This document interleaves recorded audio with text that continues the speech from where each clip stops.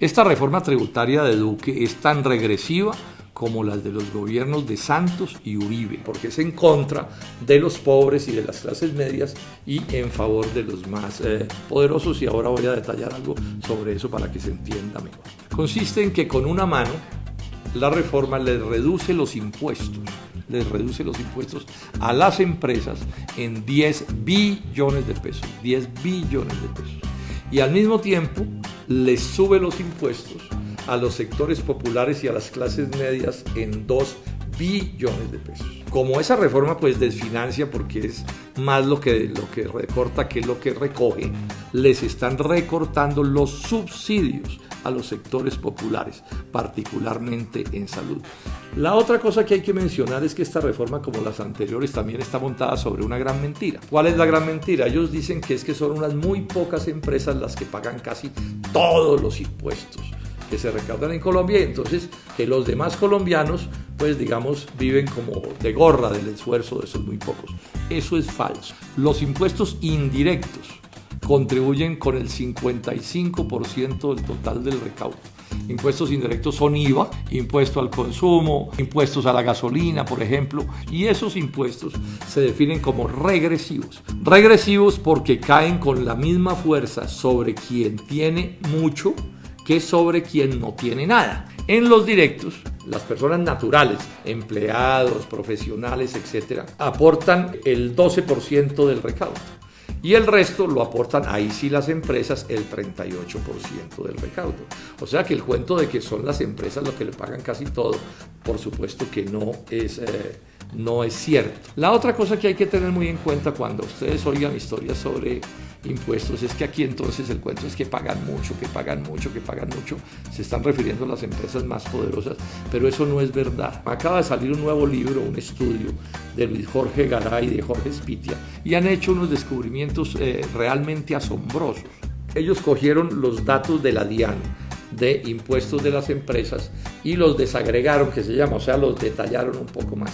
Cogieron el decil de más arriba, o sea, de los más adinerados, y lo partieron en varios e hicieron una nueva clasificación. De 440.000 empresas que hay en Colombia, casi todas pequeñitas, en ese decil de arriba están apenas 44.000 empresas. Y descubrieron esto, que esas empresas, esas 44.000, concentran como el 90 y pico % de los ingresos y de las utilidades en Colombia. Y además descubrieron otra cosa, y es que esas empresas que ellos llaman ricas, súper ricas y súper ricas, pagan como renta, como impuesto de renta, realmente tasas del orden del 5%, cuando nominalmente deberían estar pagando el 32% de renta. Las súper ricas son apenas 447, casi todas transnacionales. Entonces aquí me detengo en un punto que es importante, porque uno de los asuntos más graves de esta gran rebaja de impuestos es que casi todo eso se concentra en las súper ricas de las empresas, porque si se les disminuyeran los impuestos a las pequeñas y medianas, pues digamos que con eso estaríamos de acuerdo, porque además esto tiene un detalle que es bueno que ustedes sepan, y es que la tasa de renta de las empresas es igual para todas. O sea, si usted tiene una pequeñita empresa de 5 trabajadores que a duras penas sobrevive, y usted es el dueño de una de las más grandes empresas, de uno de los hombres más ricos del mundo que tiene una gran empresa en Colombia, les cobran la misma tasa de renta. Eso es ilegal porque la Constitución ordena que los impuestos sean progresivos, y esta es una característica regresiva, y eso golpea a las pequeñas y medianas empresas. En casi todo el mundo las tasas de tributación de las empresas son diferenciales dependiendo del tamaño. Aquí hay un ocultamiento realmente escandaloso, y eso en parte explica por qué el Estado está mal financiado, y si el Estado está mal financiado, pues la economía nacional no puede funcionar bien, pues porque primero el Estado entonces no tiene con qué respaldar bien la educación, la salud, pero incluso la infraestructura y una serie de respaldos económicos que son importantes para que la industria pueda desarrollarse y para que el agro pueda desarrollarse. Por estas circunstancias en el polo, estamos desde el principio por hundir esta reforma tributaria. Esta reforma tributaria no le sirve de ninguna manera al progreso del país, y estamos, claro, respaldando la exigencia del Comité Nacional de Paro para que la reforma se hunda toda. Yo espero que cuando llegue la hora de votarla no resulte que, como siempre ha ocurrido, la misma manguala de los mismos con los mismos termine sacando adelante ese engendro. Por último, decirles esto. Estamos por hundir la reforma. Por supuesto que sí, todo es articulado. Pero estamos también luchando en el polo por generar unos artículos, si es que sobrevive, que tienen que ver con dos cosas. De una parte, que se ponga tasa diferencial de impuesto de renta a las empresas según su tamaño. Esa es una manera de estimular la economía, de estimular el empleo, de estimular la creación de ahorro y de riqueza en Colombia. Esto es muy importante y, repito, sucede en muchos países del mundo. Y lo otro es que tenemos una serie de artículos muy precisos anticorrupción.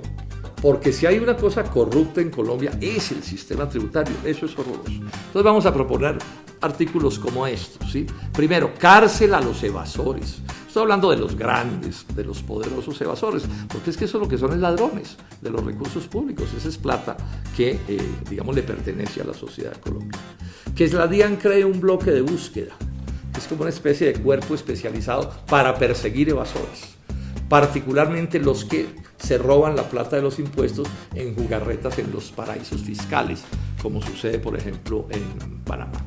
Que haya una sanción especial para la corrupción transnacional, la corrupción de las transnacionales, como lo de Brecht, que aumente el castigo tanto a los extranjeros como a los nacionales que hagan esas maniobras corruptas contra el progreso de Colombia. Que se vigile una cosa que llaman los precios de transferencia y se controlen. Los precios de transferencia son los precios que manejan las transnacionales para evadir impuestos de muchas maneras. Por ejemplo, para no pagarle los impuestos y las regalías que deberían pagar en los negocios de minería. ¿Sí? Venden a unos precios a ellos mismos, después venden ganando un montón de plata y no le pagan al Estado lo que deberían pagar. Y hay una cosa que a mí me mortifica mucho. Yo un día le pedí a la DIAN el nombre de las personas y empresas sancionadas por evasión, o sea, por corruptos.